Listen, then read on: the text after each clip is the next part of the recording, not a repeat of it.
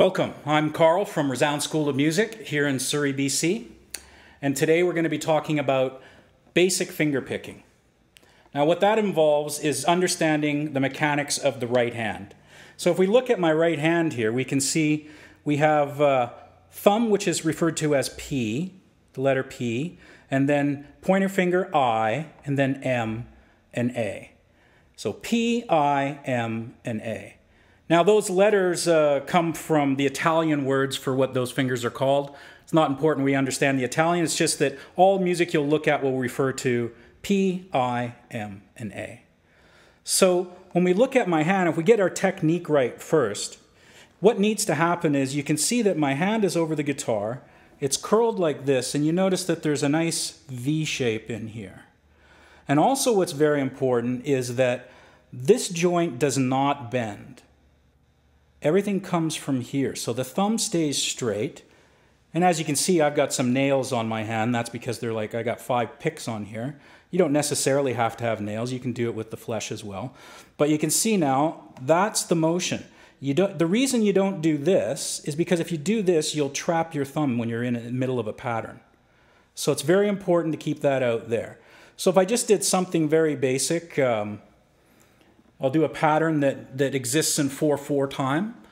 So that means I'm going to give 8 counts with my fingers, and you may recognize this melody.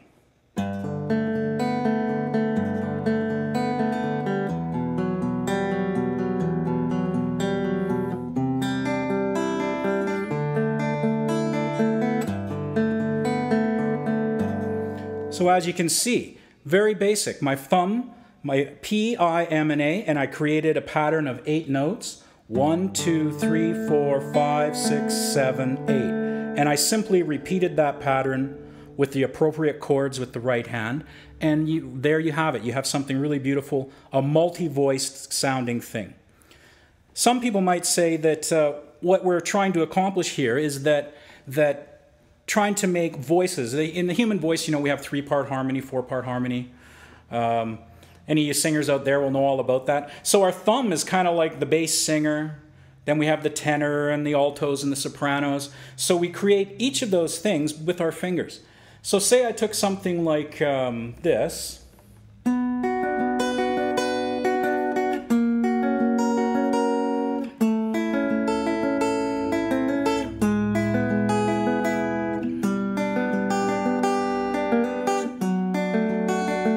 Some of you may recognize that. So there's a basic rock kind of pattern. It gains something in 4.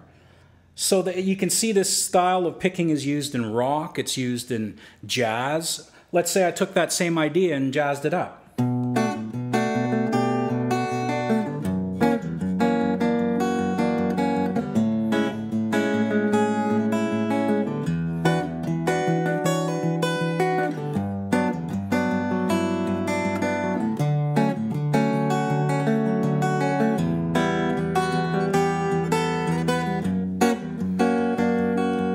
So there you have it. You have the original form and the jazz version. And all of that being accomplished by learning to understand something about basic finger picking. I understand what I just played is not all that basic, but the patterns are. They're the same thing. So if we just go back to the technique a little bit, something else that's very important is you'll notice here, you can see on the camera, you can see that my wrist is out. It's almost like if somebody was pinching it and holding it out. You don't want your wrist to be coming down like this. This hinders you from being able to make an effective pattern. So it's very important that that wrist sit out like this. So it feels a bit odd and uncomfortable at first, but once you get that, it's surprising what you can do. There's much more flexibility in this hand. The other thing you'll notice is that this hand stays very, very still. Even though I'm picking like this, it's really only the fingers doing the motion. It's not this.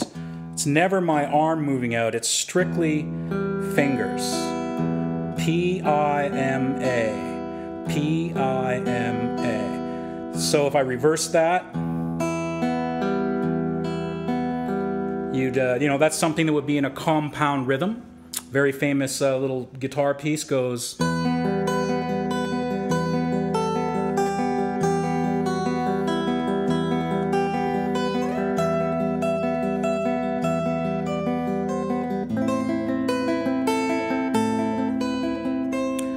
So there you have 1, 2, 3, 1, 2, 3, 1, 2, 3. The earlier example I gave you was 1, 2, 3, 4, 5, 6, 7, 8. So strictly by counting numbers, and we can call these permutations or combinations of various fingerings, P, I, M, A, or so on.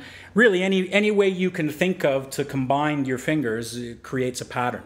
And generally, you want that pattern to repeat. It's not that you're going to be changing it all the time. So as you get one pattern, you let it go, you create a whole piece of music around that. So even if we went to something, more along a country type thing, now what I'm going to do is, same thing, I'm going to be picking, but sometimes I'm going to pluck more than one string at a time. So you can see I'm going P, I, and then I'm using M and A to strike 2 notes. And I might create something like this.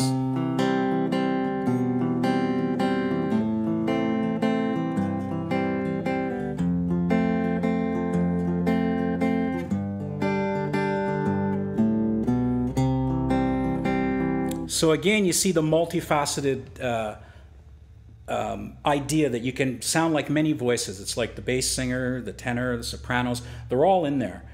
So it's really a great thing to learn how to fingerpick like this, and I know you're going to enjoy it, and I really like to thank you for listening and tuning in to Resound School of Music here in Surrey, and please check out some of our other lessons that will be coming up online, and we appreciate that.